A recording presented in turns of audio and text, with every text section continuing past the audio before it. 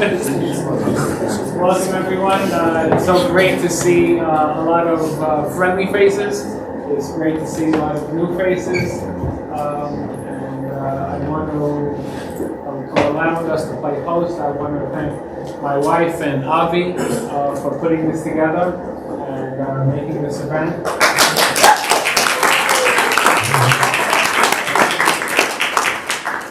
I want to thank the Chachamim for being here, Professor Shapiro, Professor Perelis. It's a big honor for me. You allowed me to fulfill the dictum, so that your house should be a place of gathering for scholars. So thank you for allowing me to fulfill that dictum. It's actually a special night for me. For those of you who know me, I love books. I love reading books. My greatest possession that I had was I once had a library of over like 1,000 books. It was in my former house in Bell Harbor. I lost it all in Hurricane Sandy. But I can tell you that one of my favorite authors of all my collections was Professor Shapiro, who all of his books I've read, and of course the articles, and as I told you before. And you know, there's a rather simple reason for that. First of all, if you go through Professor Shapiro's books, you'll see that there's just a natural and great synthesis between the highest academic rigor and standard while remaining true to the fidelity of our Torah. And so you've given me, in many respects, permission to believe and have that intellectual curiosity and intellectual demands while still retaining the fealty to our Mesorah Kedusha. So I thank you for that. And I think another aspect of Professor Shapiro's books, if you go through his books, and I think I was first introduced with the Sidra Yesh, which is 20 years ago, 25 years ago. So if you go through his books, I believe, and you'll correct me if I'm wrong, the common thread is whether it's written about the Sidra Yesh or it's about Rabbi Saul Lieberman, Chacham Fa'or, even the Rambam. Is I think what the common thread that unites these figures is that these are revolutionary thinkers whose purpose is, I think, to disturb us and to cause us and mandate us to think. And I think and to not just, retain the same thought patterns and processes. And I think it's imperative that we have these thinkers who galvanize us and compel us to deal with these extremely thorny issues, not only in our lives in general, but in Jewish thought in particular. And I think it's imperative that we have that. And I think that's the common thread among many of the rabbis that you spoke about. Which brings me to the Chabura. The Chabura is emblematic of that, of dealing with these thorniest of issues. And I've been a member of the Chabura for, 4 or 5 years at this point. And I can say I cannot think of a more important institution for Jewish learning. This is an institution that is emblematic of classical, humanistic, cosmopolitan Judaism, which retains its fealties and inspired by our Chachamim. I encourage everyone who's not a member to become a member and listen to the shiurim by the great Chachamim that they have, whether it's Rabbi Dweck, whether it's Chacham Fa'or, Rabbi Yonatan Halevi, Rabbi Yamin Levi, Rabbi Abadi, and Professor Zvi Zohar, and of course the Chachamim we have here. And also the books that they constantly brought out. I bought the new one that came out today. And just the books that they're putting out on a regular basis. I think it's imperative that for those of us who really wanted to retain the glory of our Torah, to participate in this very important endeavor. So I want to thank Avi Garson for putting this together. I want to thank our Chachamim. Most of all, I'm honored to be here with all of you who traversed and trekked to be here on a Sunday night just to hear words of the Divrei Chachamim. Ashkecha Yisrael.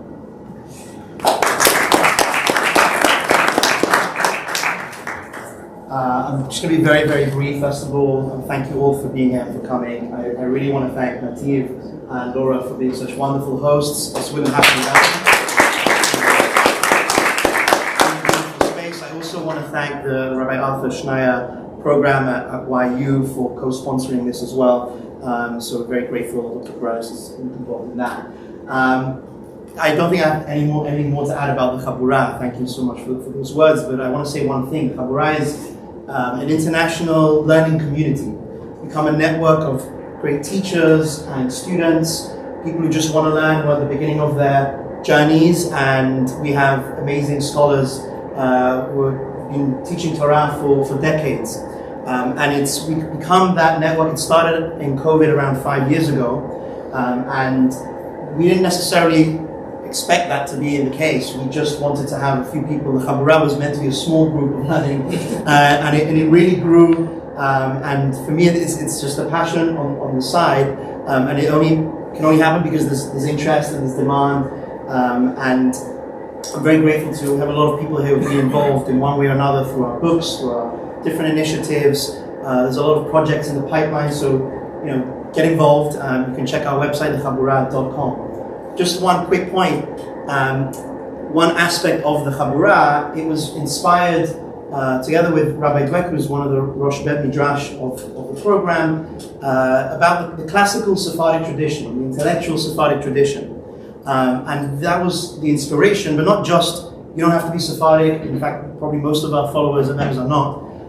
But there's an element to that we're trying to bring to the mainstream, make it popular, because there is so much wisdom from the Chachamim.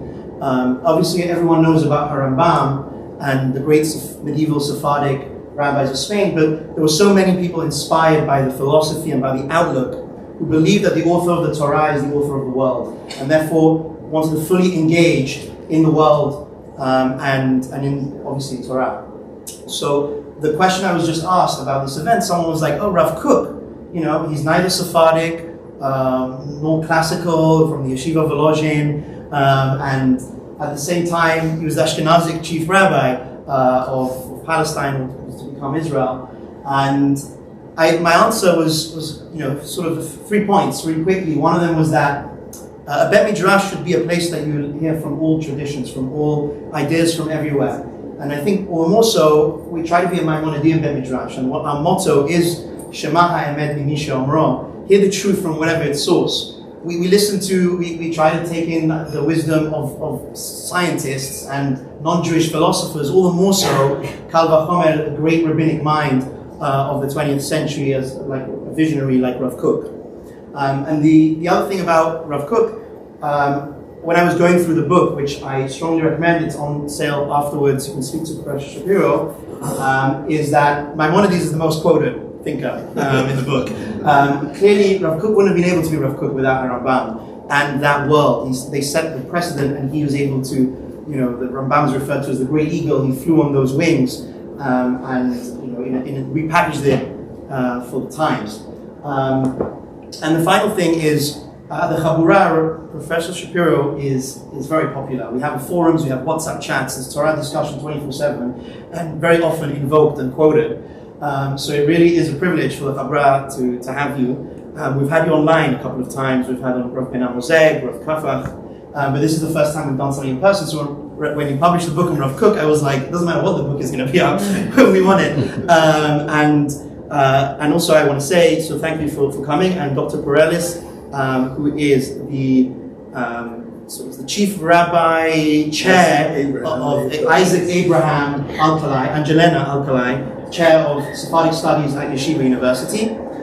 Is a real friend and ally of the Chabura from the very beginning. Since I moved to New York, we've been wanting to do events together, so we're very grateful, and I'm really looking forward to this conversation. So thank you so much, and if you want to do a formal introduction. Thank you. Thank you. It's really wonderful to be here. Thank you, the Winiarski family, for opening their home. And it's wonderful to see so many former students of mine, people I know from different parts of my life. It's really, really very special to be here. I have the great privilege to teach Sephardic history at Yeshiva University. Yeshiva University has the oldest program in Sephardic studies in the United States, started by Chacham Solomon Gaon, the great chief rabbi of the British Empire. Sephardic chief rabbi of the British Empire, and a person who anyone who ever met him will talk about not only his wisdom and his grace, but his ability to tell jokes in about 5 languages.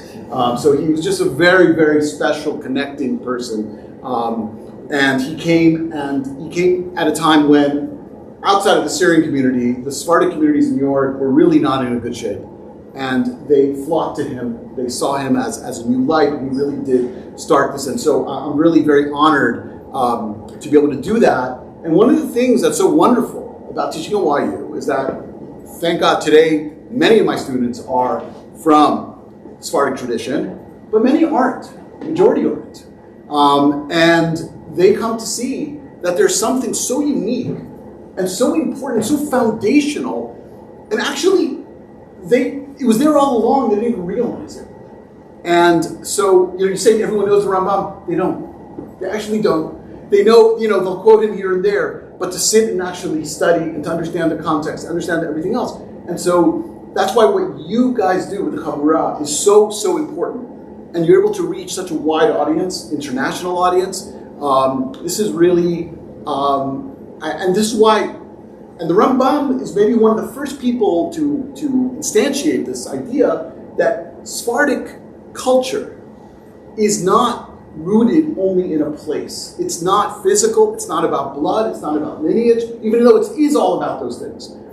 But it's about ideas that can transcend. So the Rambam is from Cordoba, but he lives his whole life in Egypt, and it's from Egypt that he's able to broadcast and project out the Sephardic Masorah that he received in Spain. That Masorah started somewhere else, started in Baghdad. So everything is constantly a dialectic. And here we are today in what is still one of the greatest cities in the world. And we are connecting with wisdom that comes from so many different places. And we're going to spend the night talking about someone who is generally associated with Eretz Israel, and yet has, I think, ramifications for all our lives. And for that reason, I'm really, really honored to be here tonight and to be able to ask questions of someone who's really has so much Torah and so much insight inside him. And so I'm going to, without any further ado, I want to turn to the book, which, if you haven't read it, I want to tell you something. Not only will you learn a tremendous amount, it's accessible on many levels, and the footnotes are amazing, and he has a lot of Hebrew quotes with great translations. So wherever you are at in your learning, you're going to get a tremendous amount out of this book. So I can't recommend it enough. I've enjoyed so much reading it. So let's get to it. I want to say I'm honored that Ronnie, yeah, please. is my interlocutor. The first time I met him tonight, but I heard from my son who's here what a great professor he was, and so it's really fun to be here. Although these seats are really not doing it. They're working on a core, right? But so I'm very excited. So yes, let's get to it. Okay. Thank you all for coming out. Yes, and there will be time for questions, your own questions, and so. My question was already somewhat, my first question was somewhat addressed by Avi, but the question is, how did Rav Kook come to Chabura evening? What is the connection between Rav Kook and the Sephardic tradition, particularly the classic Sephardic tradition, the tradition that the Chabura is working so hard to maintain alive and to spread and to... I actually think in a number of ways he does. First of all, those in the Sephardic world, in terms of study, the focus was on halacha. You studied to know the halacha. It wasn't on the yeshiva world and brisker chakiros, things like that. Rav Kook was from that tradition. In fact, he wrote not only he has a Gemara, but he has something called halacha berura, where he himself included all the halachot on the page, so you would know what the halacha is. In fact, when the great Rav Shimon Shkop, why you people here might know, he's one of the great Rosh Yeshiva, he was Rosh Yeshiva, Yeshivas Rebbe Tzachonin for about a year. He wanted to go to Merkaz Harav, and they said no. Rav Kook's attitude was, we're teaching the old way, which you find in the Sephardic world as well, just focused on halacha. But it's more than that, because in the Ashkenazic world, the curriculum became very limited. In the yeshivas, the curriculum was Talmud and Talmud only. and then you moved maybe to practical halacha. But Rav Kook was a believer in a widened curriculum, just like in the classical Sephardic world. Rav Kook in Lithuania at the Volozhin Yeshiva was studying Maharal. He was studying Chassidus. He studied Kabbalah. He studied philosophy. He did poetry. Not since, I think, the Ramban. I don't know if we call him Sepharad, right? When I do my summer trips to Spain, I do summer tours, and you're all welcome to come. Do a winter tour to Morocco, which is definitely Sepharad in a sense.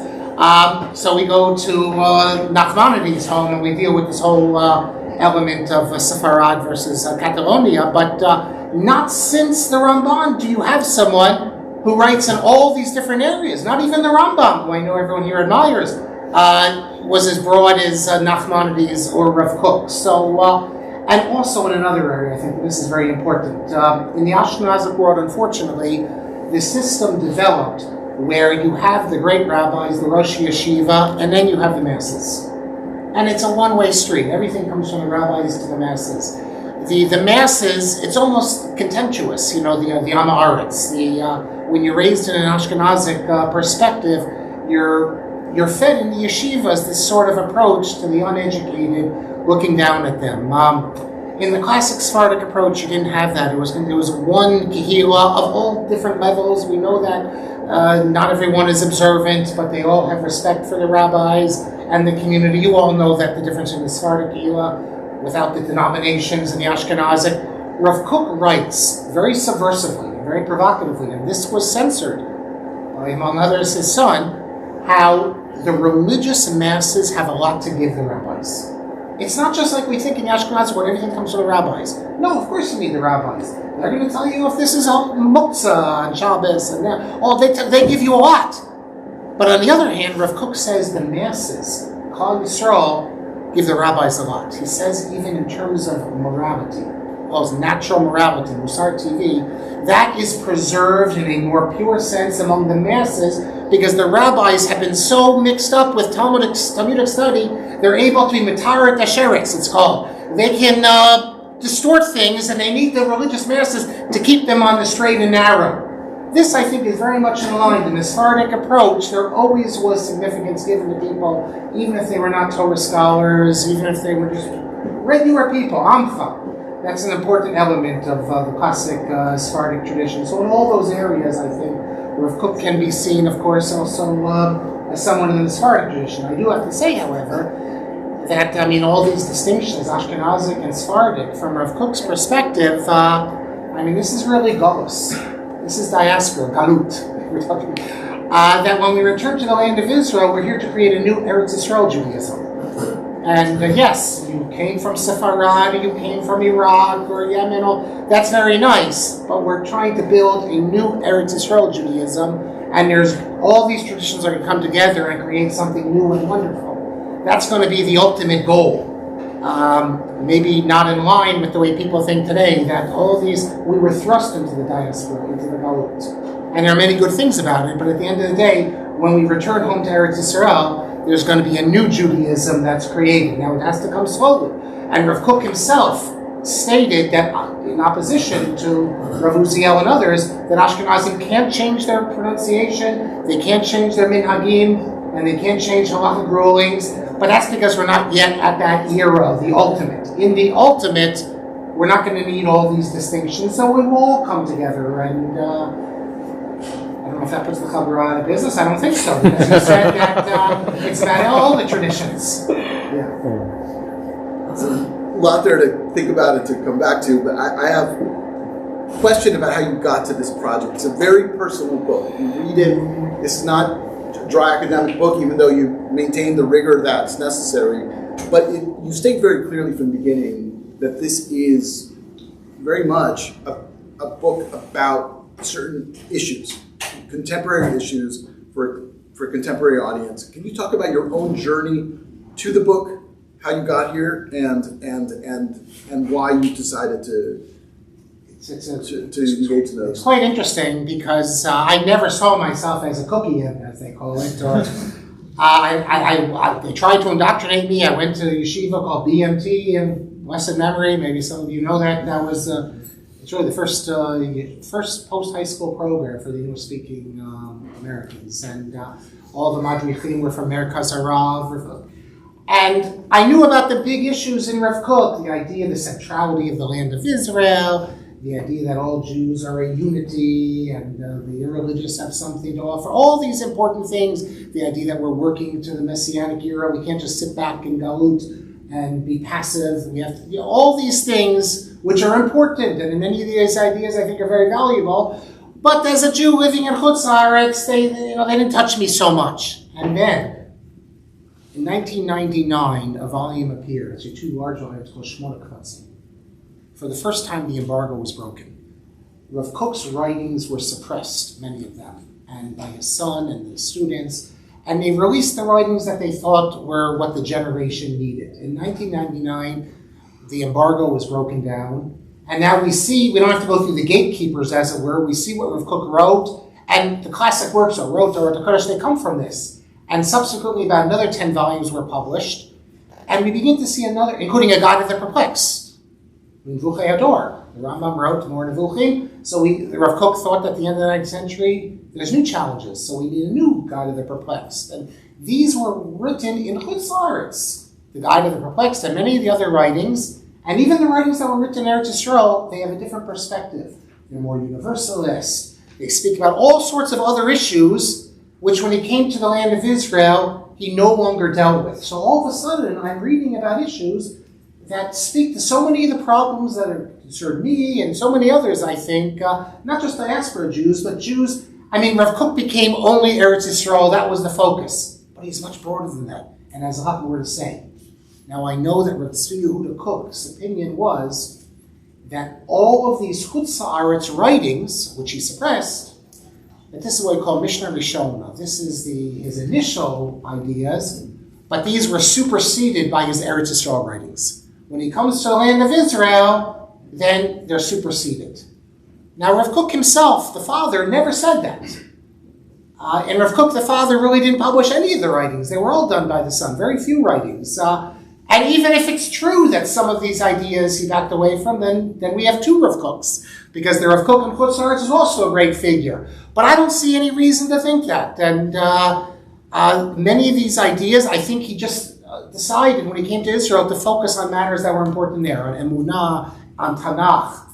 And the reality was that many of these things couldn't be instituted. For example, the broad curriculum. He speaks about how important it is to secular studies. That wasn't an issue, really, in the early years of the land of Israel. There were more important issues to deal with.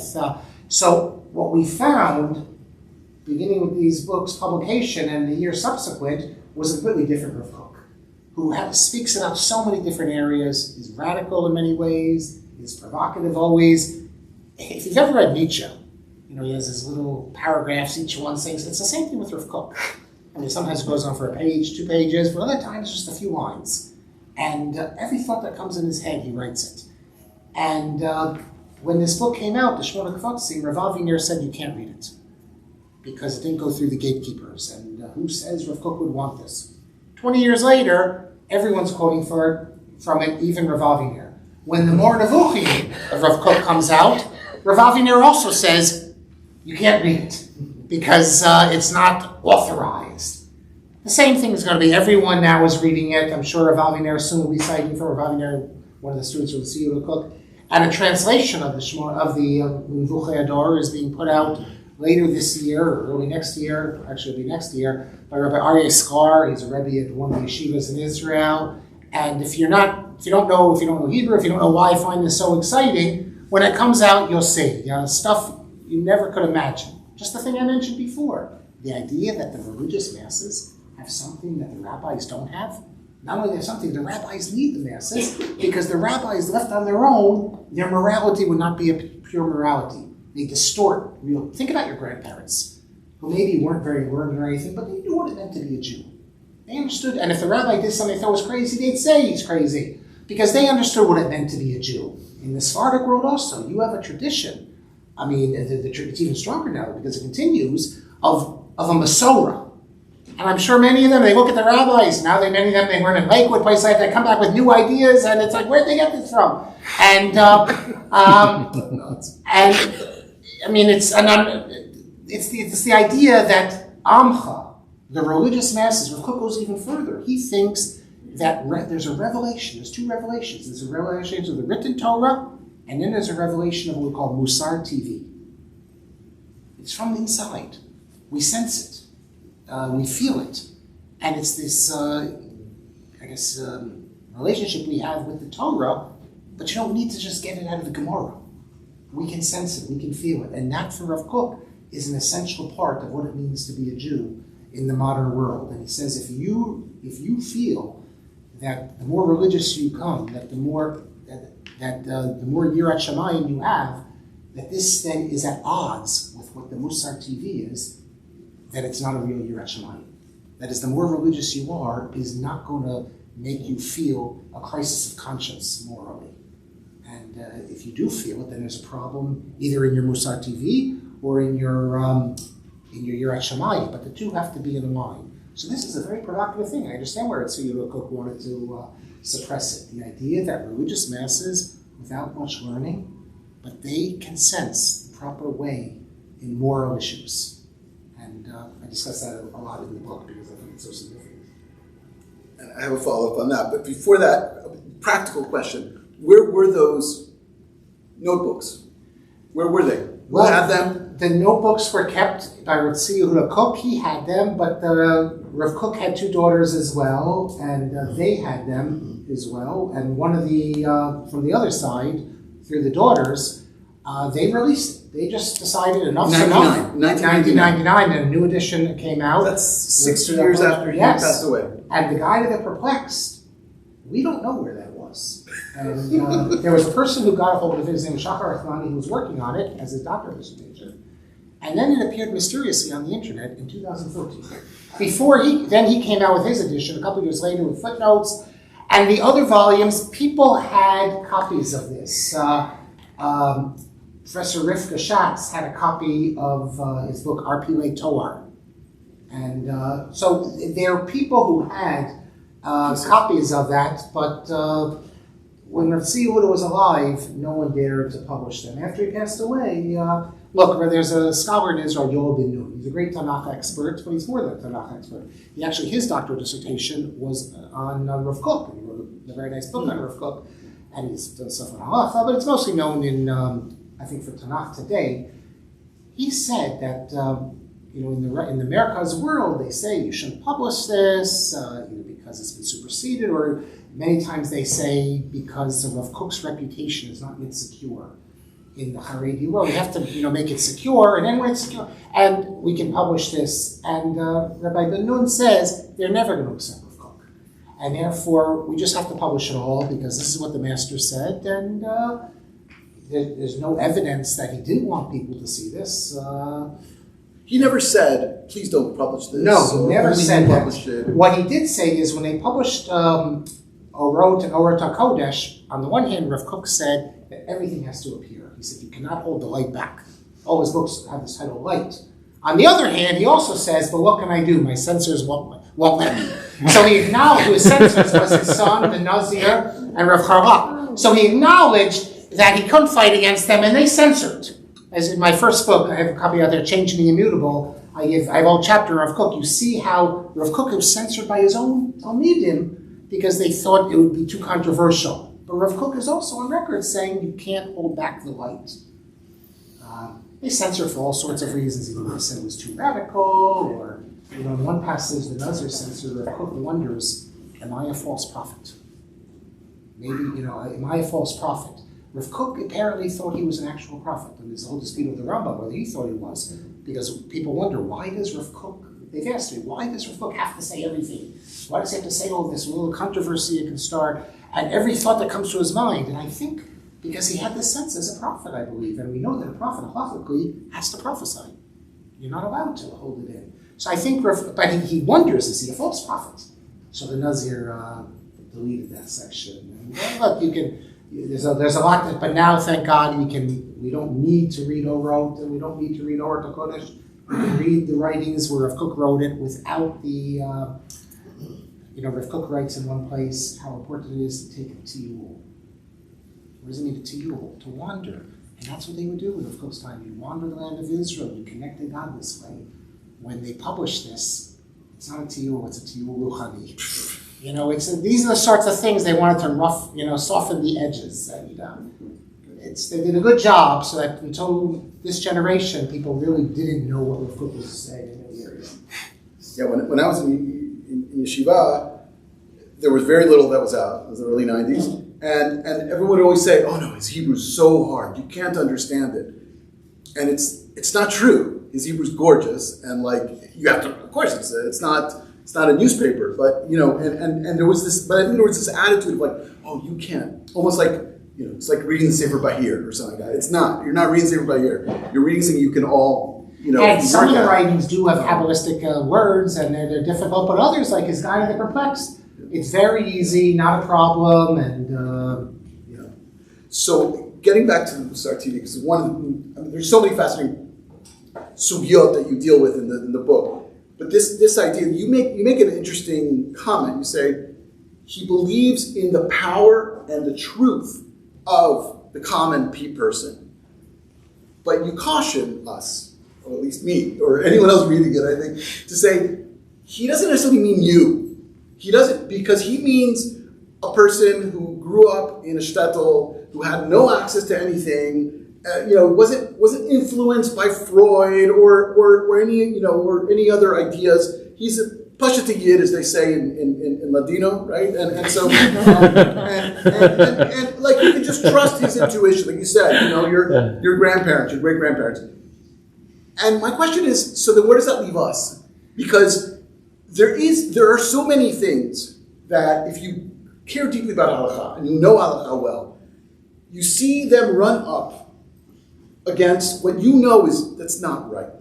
And when you spend time with people who spend a lot of time learning halakha on a very high level, they can't see it anymore. To them, it's it's an impossibility. If there's any conflict, then the halakha has to be 100% right, even if it's going to cause all sorts of pain and misery and hilul Hashem. And so, do you think we don't, today, us people who are educated, living in the world, don't have a sense of concern? We can't access it? It's contaminated too? It's an excellent question. It's a big problem because Rav Kook is speaking about an earlier era where today we're also influenced by outside forces. It's very difficult to say if what we're reflecting is a Musar TV or if we've been indoctrinated certainly by maybe progressive ideas that we're living among. It's very difficult.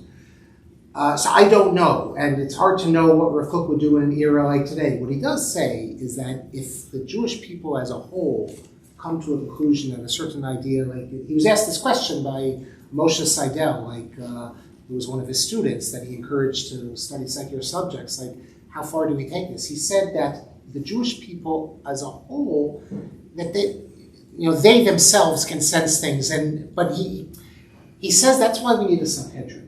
In terms of extension of Jewish law, so I bring this up, Rav Kook speaks about that certain ideas can indeed be morally incorrect, but they were part of the halakha system because they reflected an earlier development, and they can be changed, and they will be changed. But that's why I think it's so important to have a Sanhedrin, because they're the check, basically. They're the ones who can determine, is this idea that we have coming from the right place, or is it just that we're aping Western civilization?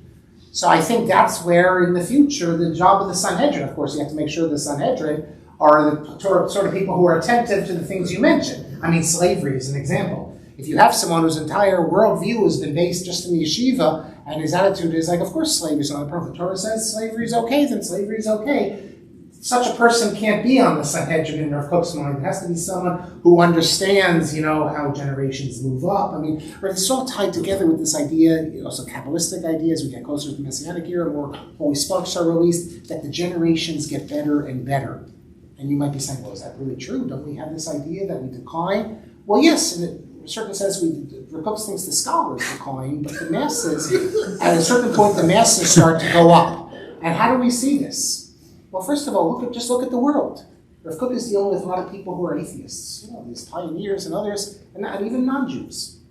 And yet, look what they're doing for the world. They're doing wonderful things. It used to be that you wouldn't do the good and abstain from the evil unless you thought you'd be rewarded by God or you'd be punished in the afterlife.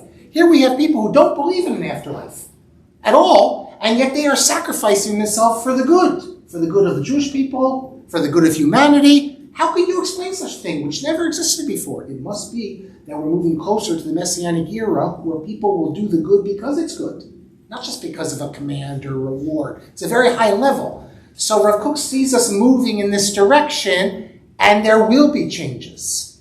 And he speaks about things in the Torah that were given because the society was at a low level. But we move higher and higher. And by the way, he's not the only one to say that, but the model everyone likes to use is the Rambam and sacrifices. The Rambam says sacrifices were given because they were in an environment, and this is how they connected to God, through the physical, through sacrifices. But really, this was a lowly form of worship that we've now made holy. But you can move, whether the Rambam believes sacrifices will come in the future, that's a different issue. But the point is that you can have a law in the Torah that reflects an earlier period of development. And Rav Kook is explicit about this. It's interesting, if you read the dialogue, the discussions between Rav Sabato and Rav Aaron Lichtenstein, they're translated to English. They deal with this very issue, and they deal even with slavery. And Rav Sabato's point is, Rav Kook believes that there's moral progress, there's development. And Rav Aaron Lichtenstein can't accept that. He doesn't really have an answer. He simply says that I know that today slavery is nothing we would do, but in the past they saw it different. He doesn't adopt the approach which Rav Kook adopts, and I should say Rav Nachum Rabinovich also adopts, that the Torah was given in a certain era, and doesn't mean that everything in that era was at the height of morality. These were people who had come out of Egypt, and there's compromises made with them. Just like with sacrifices was a compromise, the Rambam says, so too other areas can be compromised. So that's very much in line with Rav Kook's approach. I understand why this is considered radical and would be regarded as controversial in certain circles, but that is how Rav Kook sees it, and that's how he deals with all those moral problems. Now, I do raise in the book, Rav Kook speaks about morality in opposition to halacha. He could never imagine some of the things we confront today, like gender issues and things like that. So it's hard. It's impossible to know what someone like Rav Kook would say today if he confronted with what's regarded as the received wisdom. But it's interesting because there are people who will say, no, if slavery is in the Bible, and not so. At his time, a few generations before, in the United States, there were plenty of people arguing slavery is allowed in the Bible. It must be the right thing to do. The leading advocate of slavery in the Jewish community was a rabbi, Morris Raphael, rabbi of B'nai Jeshurun, when it was the Orthodox. His sermon on this was reprinted all throughout the South. Although he said you have to treat your slave nicely. But of course, the very idea that we own people was something that morally we can't accept. And Rav Kook deals with this. He deals with other issues. And he provides the answer to it. The Sanhedrin will provide a way out of all these things. The issue of vegetarianism and korbanot, and the question of what type of korbanot will there be, and you point out how kind of what you were saying with the aphorisms, like the Nietzsche-like aphorisms, where he'll say one thing and then he'll say the other thing, and that's part of, I think, probably maybe why some of his censors were worried, because he does say different things and people will take it different ways. But that's such a classic question of his, and you deal with it really nicely. But how does he just says it's obvious that vegetarianism is a higher way to be. Like, where's that based on? In other words, he doesn't. I can. Again, my Musar TV, it registers. But how does he, as a thinker, and maybe it's just not systematic. He just feels things. I don't know. You understand? He does feel things. That's part of the problem. But you might if you oppose him, that's part of the problem. But in terms of vegetarianism, just first to get rid of a common misconception, Rav Kook was not a vegetarian, and he actually was opposed to vegetarianism because he said that people think that all of humanity their problems have been solved, and they're going to be focusing on the animals. No. We have to focus on human problems. Once the human problems are finished, then we can turn to vegetarianism. Vegetarianism is the ideal and is where we all will be in the end, because it is natural, because that's how humanity was created. And the idea that you can spill blood, any blood, obviously comes from a place, not the most pure place.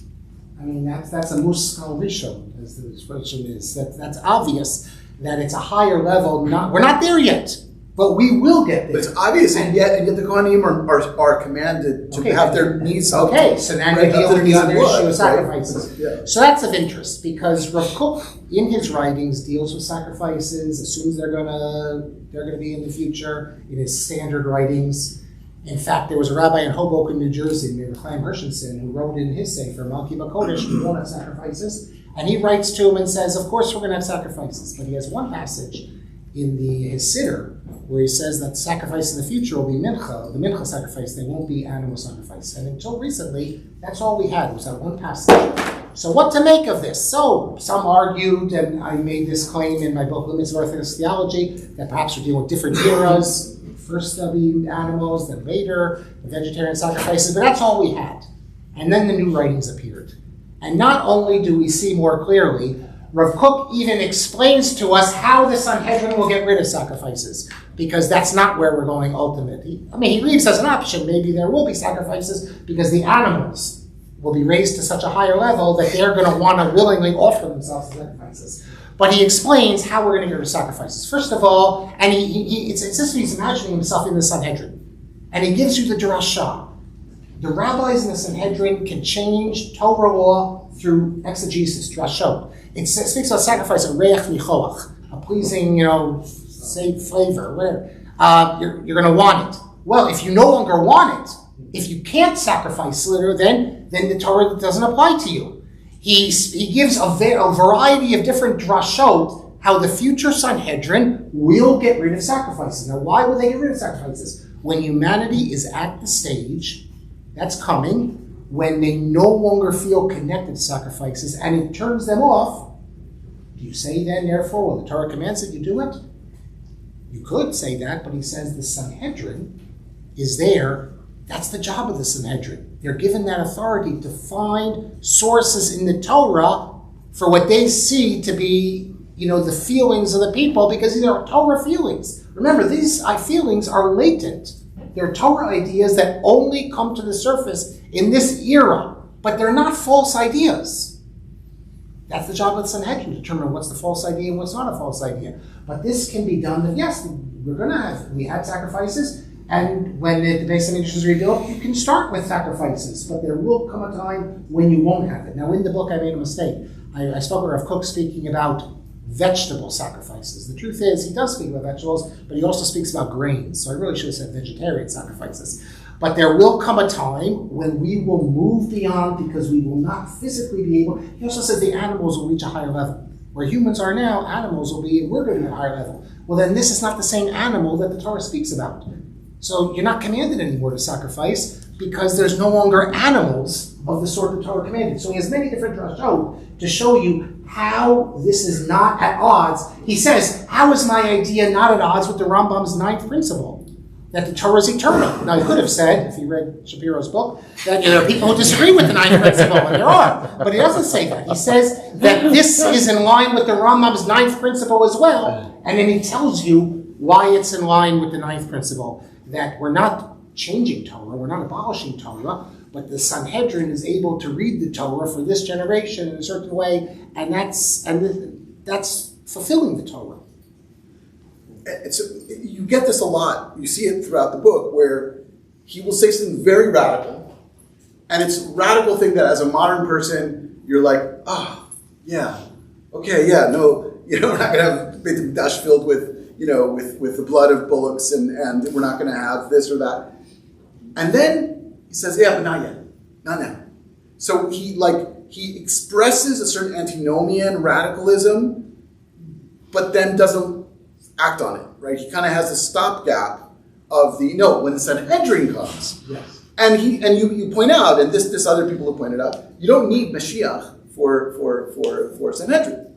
You need the majority of the Jewish people living in Israel. You need to have consensus and all these things. So it may not be that far off, right? But it's still it's a little bit like cold comfort but I guess it's doing something for his readers, the ones who were able to hear him, to like see that, there's a chacham who sees things that, sees those tensions, but then the system stays the same, and there's right. By the way, in his early years, he thought that we could actually do a Sanhedrin before the Messianic era. He doesn't mention that later. I think it's important because you have people who feel, and the rabbis get up and they talk about, we're going to have sacrifices and all that, and they feel they're not connected to this.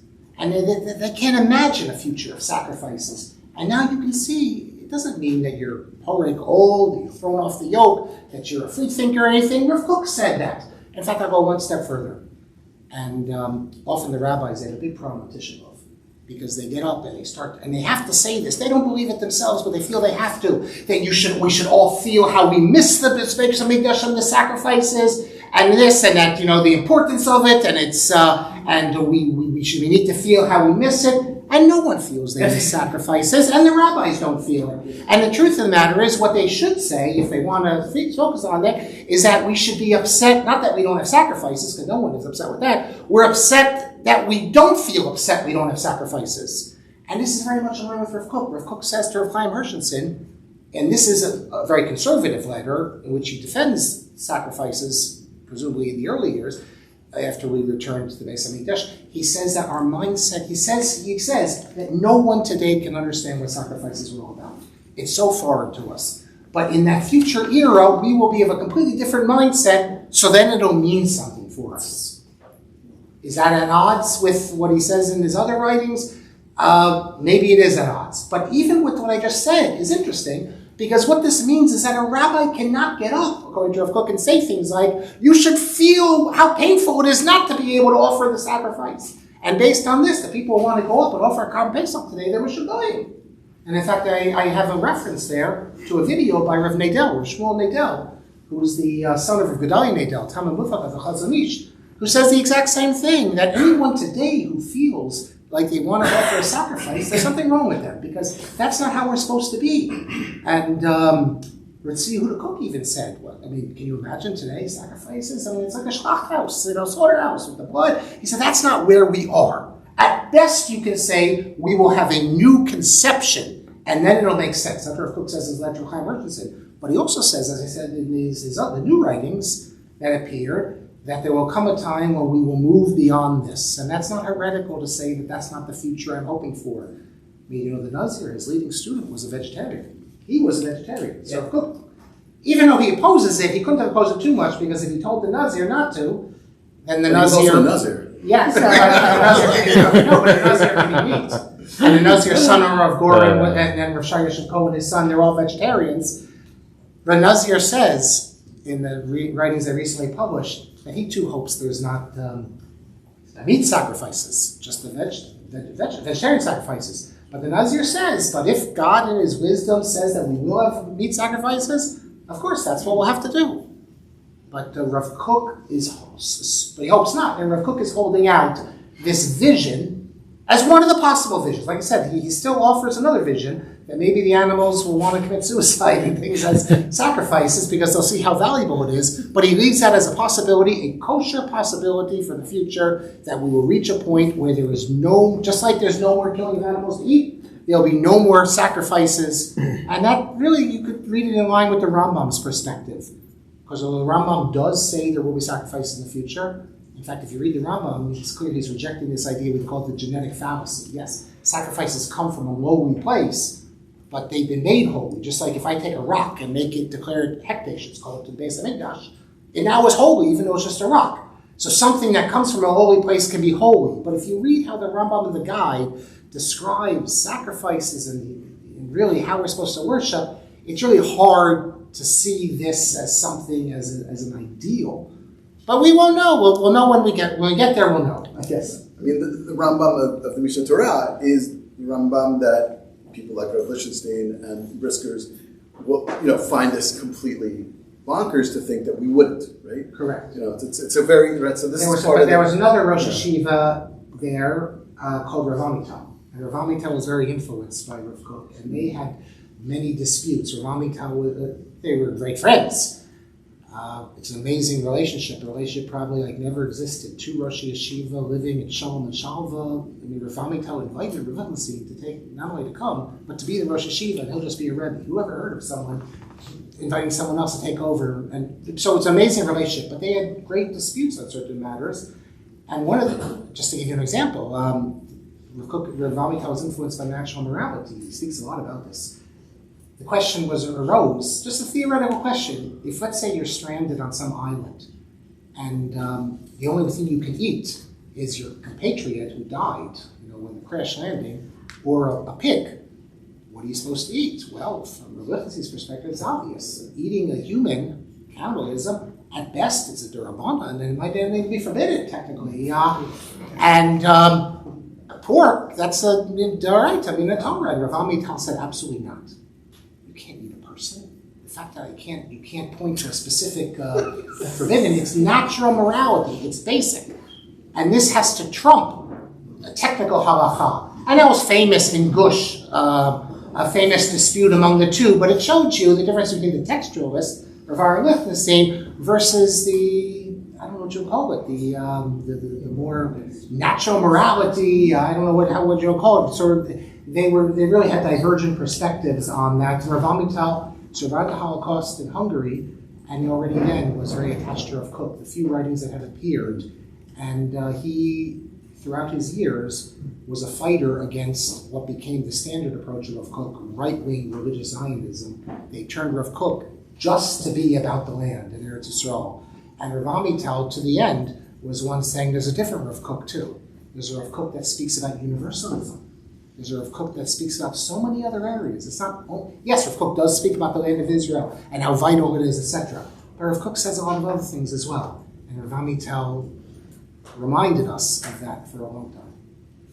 Yeah, one of the things you'll get if you read the book is that obviously we think Rav Kook, we think religious Zionism, we think of a lot of the people who sneak up on Har Bayit to do the sacrifice and things like that. But we think of it as really a Tzioni, Torah Tzion, right? But actually, if you read the book, you realize it has so much to offer all sorts of people, all over the world, in all sorts of different situations. And I want to end on that. I just want to say, yes, the culture of Kook, you should definitely move to Israel. You're not a complete Jew unless you live in Eretz Israel. He says it, but he says a lot more. Right. And there's so much to get out of Rav Kook, which have no relevance, even if you're a Chutz La'aretz Jew. There's so much there. So speaking of which, the section you have on the other religions of the world, which is really remarkable because you will find throughout the history of Jewish thought different positions on other religions. And they go from they're the worst thing in the world to they have a purpose, they've done a good job, they've helped with this or that. But most of the time there's really a distancing. And he has this remarkable understanding, a very ecumenical, incredibly holistic view that every religion, every culture throughout the world is striving, in this mystical way, striving towards the light. And even if they do certain things, they have idolatry, but there's something pulsing through them because if God created the world, then there is the spark of divinity in everything, and all these cultures have what is divine in them, and they should be appreciated. You can learn from them. All these things. It's really a remarkable, series of ideas. So, a few questions. I'd love for you to explain that a little bit more, but also in the real world, where was he getting this from? Does he talk? He's living in Yaffo. There's Christians, there's Muslims. Does he talk with any of them? Do we know that? Do we know what books he's reading to know about, Hindus and Buddhists and all sorts of other people or the Aztecs? What are his sources, so to speak, for that? But I'm asking it in not only just intellectually, in a real world way. Is he engaging with other religions in any sort of dialogical way, in a constructive way, or is it really just theoretical? It's all theoretical. He didn't engage in other religions at all, and the religion he knew best and was closest to, the other religions he knew, even Buddhism he mentions, he knew just from reading. He could read German and, of course, Hebrew, and he got working knowledge of English later. The religion he knew best, that he lived among, the Christians, that's actually the religion that he's the most negative towards. I mean, he has a passage there where he says that when he was young, whenever he would pass by, let's say, the church, which has a nice garden there with the scent of a latrine, so but on the other hand, he speaks about how all religions, even idolatry, you can't find anything good said about idolatry in traditional Jewish literature, but he speaks about how for these people, this is something good. They're striving for God, and everyone's at a different level. And what about the fact that it says that in the land of Israel, all the idolatry has to be destroyed? He says that's up to the Beit Din. If the Beit Din sees, and I don't know anyone who says this before him, if the Beit Din sees that this is actually good for them, then they won't rule you have to uproot it. That for some people, idolatry is better because it gives them at least some morality. And the idea, everyone has something. He says that no one should convert to Judaism. Basically, you shouldn't convert, except for certain special people. Maybe they have a Jewish soul. But the average person, just like you stay with your family, you don't move to another family, you should stay in your religion. And he says that these other religions, he says the religions that branch out from Judaism, which is Christianity and Islam, he says they too have had founders of them, which I assume must be Jesus, definitely Muhammad, who have been divinely inspired and even were able to do miracles. And that doesn't concern us.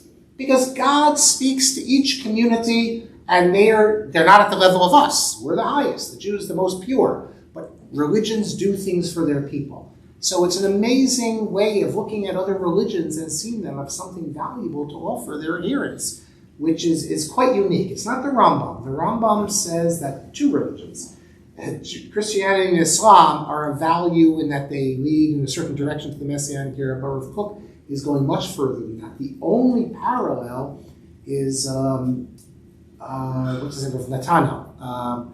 I forgot the name of the book in Hebrew he wrote, where he speaks about God sends Isaiah. He sends prophets to every nation. We believe there are prophets to other nations, and does this mean an actual revelation or just a way of thinking? But Rav Kook, every nation has its strengths. We don't have all the strengths. Other nations, Greece does things better than we do. Rome does things better. Every people has things different. Every individual has their strengths. So Rav Kook, looking at the world, it's not that it's just us and the rest of the world. No, the rest of the world has a purpose. God created this world. And even their religions have a purpose. That's what I think is so radical. I want to turn it over to you guys because there's a lot of questions I'm sure you have. I have many more questions. But I think we can take questions. Yeah. She's been writing very. Oh, okay. So it may be inappropriate to speculate, but you are two experts. So I was wondering what you think Rav Kook might have thought, judging from his previous ideas, because after all, he lived before the Shoah and he lived before the founding of the state. And is there anything in particular from his writing that suggests to you how he may have responded to these really, if not historically unprecedented for more than 1,000 years experiences in Judaism? Rav Kook wrote about how we're moving up, everything's getting better. Technical term is called meliorism. And then he dies in 35, and you have the Holocaust. So a lot of people have said that he never could have had this optimism had he lived through the Holocaust. But I don't know, it's hard to say, but one thing you can say is that there have been massacres, and I hate to use the word genocide anymore because how it's been bastardized. But I would have said, there's been genocides throughout history, and yet no one cared about it. They went on. The Holocaust, people took note of that. They recognized something was wrong. There was all this, afterwards, all this thinking about it, and we have to do better. So you could, even with the Holocaust, you could say we go up. So yes, you go down, but you go up. The fact that the Holocaust is not like every other massacre, genocide in history, that people recognize that this was a moral wrong. The first time really it ever happened like that, he might have said that, well, that's something there. So I don't know, but it's always hard to speculate. Of course, the big deal is not the Holocaust as much as the state of Israel. The state of Israel comes into being, so therefore you can look at the Holocaust and all those terrible things, at least what Yehuda did, and said, this makes it all worth it. We suffered so much, but at the end, look what we were given. So the Gemara already says that Eretz Yisrael was acquired through difficulty. And so I don't know if it would really have changed his philosophy. Yeah. I think a concept that I read of Kook about this idea of the broken mirror and all the different perspectives that we experience from different communities are all reflections of divinity, but the broken shards kind of equal the space that God created for us. So what makes Rev Kook pretty incredible is he's kind of a person who lives in between all these different perspectives. He's a chassid, he's a rationalist, he's a Kabbalist, he represents Sephardi thought to a certain extent, right? He's Ashkenaz. We live in a time where these divisions, the edges of the shards, right, are tearing us apart. I mean, and the ability to be bridges right now seem to be, you find no examples of them, and very minimal. How, in your experience in reading Rav Kook, what proactive ideology would he expect us to take to start building bridges instead of just being comfortable with ideas that were just separate? Well, Rav Kook is a great uniter, unity of opposites. That's the whole theme. But, he did it in his lifetime. Here you had irreligious people coming, not just irreligious, anti-religious, but yet he saw a place for them. There was a place for them. He was he was an expert in what we call Muhammad Zchut, in finding everyone has their role. So what could possibly be the role of a anti-religious atheist coming to the land of Israel to create an anti-religious society? Well, there is a role. We Jews have been so involved in Torah study, we're weak. They have strength, and they can come and help build up the land. And then we create a new Eretz Yisrael Jew. They'll give us the strength, we'll give them the learning. Everyone has something to offer, and you need to recognize that. What I will say, I hope this is not controversial, but it is true, so I say it, that Rav Kook is not Chabad. Although his mother is from Chabad, and not Lubavitch, though, a different branch of Chabad. But so I know the Chabad like to take credit, and he was the first one interested in Kiruv. He's really the first person to do Kiruv. And Rav Kook speaks about how important these irreligious Jews are. But he was asked there's a great rabbi called the Ritbaz, Rabbi Dobolovsky of Tzfat. Before that, he was in Chicago, he was in Slutsk earlier. He was a great antagonist of Rav Kook. And the Ritbaz writes to him and says, how can you treat all these irreligious, anti-religious Jews the way you do? These are heretics, these are atheists. There are Jewish law, there's halachot. How are you supposed to deal with them? We sort of forget all these halachot. We don't pay attention to them because we assume that all these irreligious Jews don't know any better. It's called Tinok Shenishba. But according to the black letter law, if someone's a Mechalel Shabbat, you can't give him an Aliyah. It's... You don't save them from the river. Certainly, but I don't want to get there. But you don't say Shiva. But the point is, they're considered the rejectors of God. It's the worst thing. And already for 200 years, we've known we don't treat them like this. They don't know any better. Rav Kook himself said that they're carried away. Now that's Tinok Shenishba. They don't know any better. What about all these people? They came from yeshiva backgrounds. Rav Kook says they're carried away by the zeitgeist. Okay, so Rav Kook is a great Mohammed Limud Zchut, a great Mohammed Zchut for all these people. But Rav Kook says to the Ritbaz, I'm only, because Ritbaz is asking, these are halachot, you're violating halachot. Rav Kook says, when the Shulchan Aruch is speaking, and the Rambam, all of them are speaking about these heretics, they're speaking about people who don't have what he says is a segulat Yisrael. There are people who are not observant, but they have this special segulah. What is a segulah? A connection to the Jewish people. The people he's talking about, they could have gone to America or South Africa, or they could have stayed in Vilna, being a Bundist, or go become an assimilationist. No. They went to the land of Israel. The best years of their life, they sacrificed themselves, clearing the malaria, dealing with Arab marauders. That says something. They have a segulah, they're connected. Rav Kook says, I'm not talking about the people who reject our people. I'm not talking about those who don't have the segulah. Rav Kook is not like Chabad, the Pintel Yid. I hate to say it, if Rav Kook was alive today, I know Chabad, every Jew, bring him in, Shabbos. Rav Kook doesn't say that. If you have a Jew down the street who's marching for Hamas, whether it's a Turei Karta or whether it's some progressive Jew, they're not in for Rav Kook. They're not in the community. They don't have the segulah. They're Porish Minat Tzibur. Those are the Jews that the sages say they are not in our community and we regard them as outcasts. So Rav Kook, he's not just like one of these Chabad that everyone is. He's very clear about this, but he still has broadened it so much that anyone, and we know like after October 7th, we have many Jews who now are connected, and they're not observant, they don't do anything, they give charity, they're connected. Those are the Jews, the book says, have a segula, and they are part of our community because they are not yet religious. Those who work to undermine us. And Cook knew these people when he was in London during the Balfour Declaration. You had these assimilationist Jews in London who tried to pressure the British government not to issue the Balfour Declaration. So he understood this idea that there are Jews who are biologically Jewish, halachically Jewish, but are not to be treated as part of our community until they do tshuva, and so they want to come back. And we discussed a lot about the Messianic era and the transition era in specific within the lens of the Messianic era. I want to focus more on the transition era that we live in now, and specifically on various statements that were made across the lecture. And in particular, to give perspective, we mentioned how the future Sanhedrin might address the application of slavery.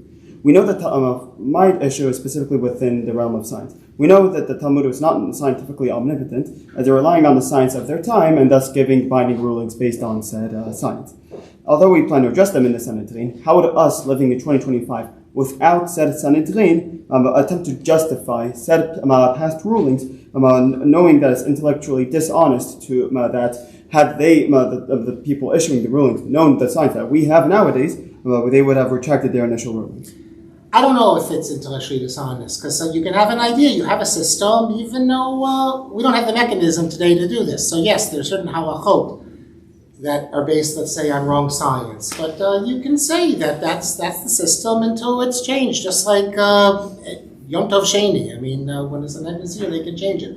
The classic example is, according to the Gemara, you can kill lice on Shabbat, because lice just they arise spontaneous generation. We know that's not true today. So there are some people who say today you should not kill lice, but I think most assume, the Rambam says it in Hilchos Shlita, that if we know today that something, it doesn't matter what Chazal said or the Treifot, even though if we think differently, we still follow what the sages said, because that's the system. And I don't think it's intellectually dishonest, just like you can know in America that the law is crazy, but until the Supreme Court, let's say, overturns it, you're stuck with it. That's the way. So we're sort of stuck with certain things, and there's value to that. You can make value to it. So I don't really see any real problems, and they have adjusted it. So, for example, according to the Talmud, if a baby's born in the 8th month, you can't violate Shabbat to save the baby, because it's not considered, it doesn't have the ability to live. They have this idea that if it's born in the 8th month, not the 7th month, the 8th month, it's going to die. And we know that's not true. So the way out of it is to say nature has changed. Supposedly, Moshe Feinstein said that whenever we see scientifically, it's different than the Gemara, the explanation they would give is that Nishtana Teva, that nature has changed. So all those examples you're speaking about, the rabbis say nature has changed, we're in a different world. So since we're in a different world, that halacha doesn't apply anymore. So it's not really pressing. You discussed it. In the realm of belief, he has no problem, let's say, with the 6 days of creation and evolution and all that. He has no problem. You can be completely, that you don't wait around for this. No. Well, the Gemara says you can't teach Maaseh Bereshit, the creation story, in a crowd. What do you mean you can't teach in a crowd? A 3-year-old can understand it. God created heavens and earth. He says, from that you see that already the sages understood that there are great secrets there, and nothing is as it seems. And therefore, already the sages taught us this, and the Rambam says it. And if science says one thing, you can reinterpret the Torah. That you don't need a Sanhedrin. It's in practice. Oh, you don't need a Sanhedrin to conclude that the law should be different. You need it in practice, though. Zaken Mamre is only one who in practice tells people to do it. But anyone can say that the Sanhedrin are wrong and we should change it. There's nothing wrong with that. Yeah. Take a couple questions from the back. Yeah. And then we'll have to take two. And then we can schmooze. Yeah. Can you tell us a little bit about the dynamic between Rav Kook and Rav Uziel and how they work together? Maybe some big disagreements or kind of that dynamic, especially with the beginnings of the leading state. Also, the majority of Jews at the time were probably of Sephardi origin, not Ashkenaz, right? Is that numerical? No, I don't believe so. I believe that probably. I don't know. They're certainly when the Jews started emigrating. I'm saying in the 20s. In the 20s. I think they're probably about 8th. I'm not sure. there weren't many Sephardic Jews. The Sephardic Jews lived, there was 4 communities. And then the Ashkenazi, all the settlers were Ashkenazi. The Sephardic Jews lived in Jerusalem, Hebron, Tveria, and Tzfat. So it was very small, and you had Ashkenazi community it's a good question, I'm going to look at it. I always assumed that they were pretty much around equal. When Rav Kook becomes chief rabbi, the Sephardic chief rabbi's name is Yaakov Meir. And then Rav Uziel becomes chief rabbi after he dies, and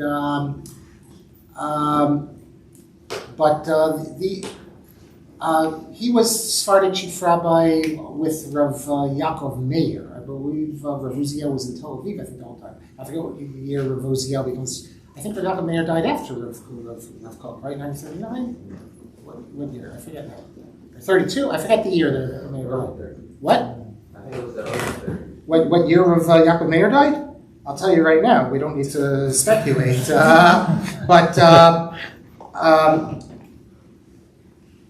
He was very, I'm forgetting now, 39. Yaakov Meir died in 1939, like I thought. So they never actually served together as chief rabbi. Rav Uziel was important because he was also coaching Chivot, and he was in Tel Aviv. Yaakov Meir was not the most important figure. Rav Uziel was a Kol Yisrael rabbi. He was a Mizrahi rabbi, very much like Rav Kook. But Rav Uziel, as Rav Avad Yosef puts it, Rav Uziel was intimidated by the Ashkenazi rabbis. And Rav Uziel, in order to make shalom, Rabbi Angel has a book on Rav Uziel, so you must deal with this, would compromise on all sorts of matters, whatever the matters were. And so, for example, when the State of Israel was formed, then it was Rav Herzog, Rav Uziel agreed that there'd be no, even Sephardim would not be able to do Yibum, even though the tradition of Sephardim is to do the levirate marriage. Instead, they would do Chalitza. And a variety of other things. So Rav Avad Yosef saw this as a flaw in Rav Uziel, but Rav Uziel was the Sephardic chief rabbi of Tel Aviv and then of the land of Israel. The thing is, the Sephardim never had extremists, really. Like, all the Sephardic world accepted Rav Uziel, or accepted Yaakov Meir, which meant that the Sephardim, by definition, had a much more positive attitude towards the State of Israel. You had a very tiny group called the Eidah Haredit of Sephardim, but no one took them seriously. So think, the greatest Torah scholars in the Sephardic world were involved with the state. So the Sephardic world as a whole connected to the state. In the Ashkenazic world, you always had these right-wing elements which never accepted the chief rabbinate, never accepted Rav Kook, from the yeshivas, from the Eidah Haredit. You never had in the Sephardic world this extremist group that you had, anti-Zionist group. For a Sephardic Jew not to love Eretz Yisrael, not to go on Aliyah. Every Sephardic Jew, that's all they thought of, going on Aliyah. So you only an Ashkenazic cup, again to use another Ladino word, to come up with this idea that until the Messiah comes, you don't go to the land of Israel. I mean, can you imagine? That's an idea that the Ashkenazim came up with. We stay in Golos. As soon as the doors opened, all the Sephardim went, and look, it was a problem. Because many of the Sephardim, they went there, and maybe they shouldn't have gone so quickly until things were settled, because they were turned completely irreligious, many of them. But how could a Sephardic Jew not go to Eretz Yisrael? Isn't it what we've been waiting for the last 2,000 years? So, yeah, in the back, I think. Yeah. Way in the back. The final question, I think. Just bouncing off that last comment, how then do you explain the proclivity in Sephardic lands for messianic figures? Like, there was, every 2 seconds there was another false messiah that the Sephardim were calling for. It seems like they associated going back. Well, first of all, listen, if you love the Eretz Yisrael, when you hope to go there, you take it seriously, obviously this is going to. But second of all, the Sephardic Jews were not part of the communities. They were not part of wider society. There's no emancipation. It's not like in Germany where you're German, or their emancipation is coming with the Messiah. I think that's how you explain it. That's how they're going to emancipate. They were never part of, I'm talking, obviously in Spain they were, but like in the Arab world, Morocco, North Africa, Syria, Egypt, they were not part of wider society. They only had one home. I don't like, for example, there's a book about the Jews of Jerba, written by a professor at Princeton. And it's called The Last Arab Jews. which I think is crazy because Jews never regard themselves as Arabs. You know, they were a separate kahila, and they understood that, and they were going to go to the land of Israel. So I think that's the answer.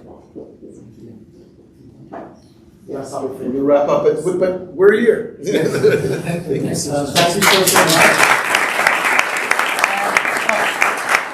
I'll be standing by the books. I know some of you bought it, but if anyone